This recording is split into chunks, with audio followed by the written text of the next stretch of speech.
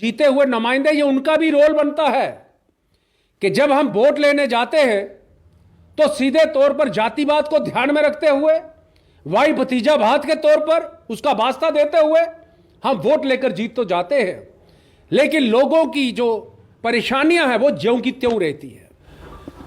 आज इस प्रकार से शहर के अंदर हर चौक चौराहे के ऊपर गंदगी के ढेर लगे हैं। शहर का रहने वाला हर व्यक्ति आज बड़ा दुखी है, त्रस्त है कि इतनी गंदगी के अंदर हमारे बच्चों की क्या हालत। बच्चे जब स्कूल के अंदर जा रहे हैं, मानो गुजरना बड़ा कठिन है। हमारी माताएं बहनें जब मंदिर जाती हैं तब भी उनका निकलना बड़ा कठिन है। लेकिन शहर एक गंदगी का ढेर बनते बनते यहां से हमारे जीते हुए नुमाइंदे हो, सरकार का रवैया हो, बड़ा सुस्ताना रवैया है। आज आपके माध्यम से बताना चाहता हूं, जो जीते हुए नुमाइंदे, ये उनका भी रोल बनता है कि जब हम वोट लेने जाते हैं तो सीधे तौर पर जातिवाद को ध्यान में रखते हुए, भाई भतीजावाद के तौर पर उसका वास्ता देते हुए हम वोट लेकर जीत तो जाते हैं, लेकिन लोगों की जो परेशानियां हैं वो ज्यों की त्यों रहती है। आज जिस प्रकार से शहर के अंदर एक गंदगी के जिस प्रकार से ढेर लगे हैं, हर कोई आज दुखी है। चाहे कोई मीडिया का आदमी हो, पॉलिटिशियन हो, कोई मुलाजिम हो, कोई बिजनेसमैन हो, स्कूल का विद्यार्थी हो, हमारे घर के अंदर रहने वाली हमारी माताएं बहनें हो, हर कोई आज दुखी है कि हमारे शहर इतना गंदगी के अंदर कैसे पहुंचा। लेकिन आज हर कोई जब इसको और देखता है तो कहीं ना कहीं पानी हमेशा नीचे की ओर जाता है, तो सीधे तौर पर जो कमी आती है वो सफाई कर्मचारी को लेकर आती है। लेकिन मुझे लगता है सफाई कर्मचारी जितनी मेहनत से काम करते हैं, जितनी मेहनत और लगन और ईमानदारी के साथ वो काम करते हैं, उसका नतीजा रहता है कि हम उधमपुर के अंदर साफ सुथरा वातावरण भी देखते थे और कहीं ना कहीं हमारा स्वास्थ्य भी ठीक रहता है।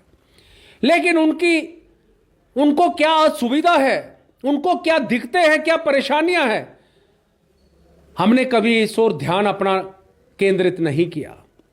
लेकिन जब वो डिमांड्स, अपनी जेन्युइन डिमांड्स को लेकर जब स्ट्राइक पर बैठते हैं, काम छोड़ो हड़ताल पर जाते हैं, 2, 4, 5, 10 दिन के बाद हम तो दुखी होते हैं। शहर के अंदर गंदगी होगी तो शहर का रहने वाला हर व्यक्ति दुखी होगा, इसमें कोई संदेह नहीं। लेकिन इस सरकार के प्रति मैं समझता हूं, मैं आज साफ शब्दों में कहूंगा कि यह सुस्ताना रवैया सफाई कर्मचारियों के प्रति क्यों रहता है। चाहे उसमें हमारे जीते हुए लोग हो, हमारे यहां के विधायक हो, उनको सफाई कर्मचारियों की जेन्युइन डिमांड्स को लेकर, उनकी मेहनत को देखते हुए पूरे मजबूती के साथ उनके पक्ष रखना चाहिए, ताकि उनको जल्द से जल्द पक्का किया जाए और उनकी जो जेन्युइन डिमांड्स है उनको पूरा किया जाए और जल्द से जल्द हमें इस गंदगी से छुटकारा मिले।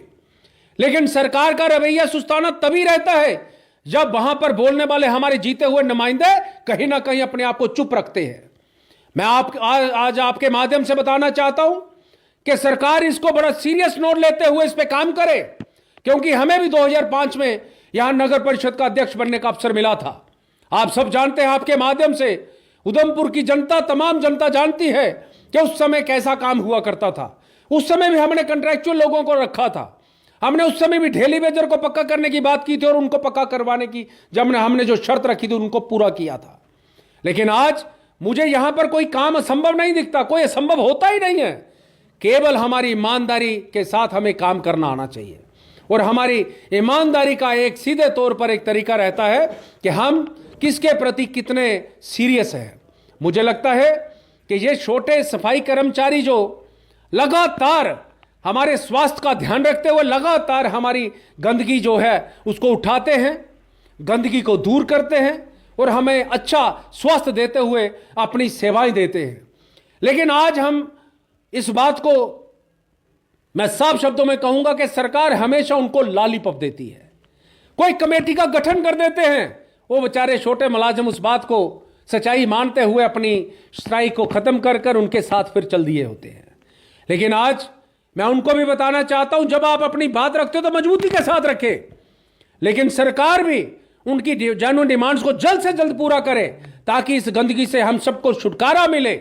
और मैं आपके माध्यम से एक बार पुनः जीते हुए नुमाइंदों को भी यह कहना चाहता हूं कि आप दोनों तरफ इस बात को ध्यान देते हुए चाहे वो गंदगी को कैसे दूर किया जाए उसकी भी पूरी व्यवस्था बने और सफाई कर्मचारियों की जो जेन्युइन डिमांड्स है उनको भी जल्द से जल्द पूरा किया जाए।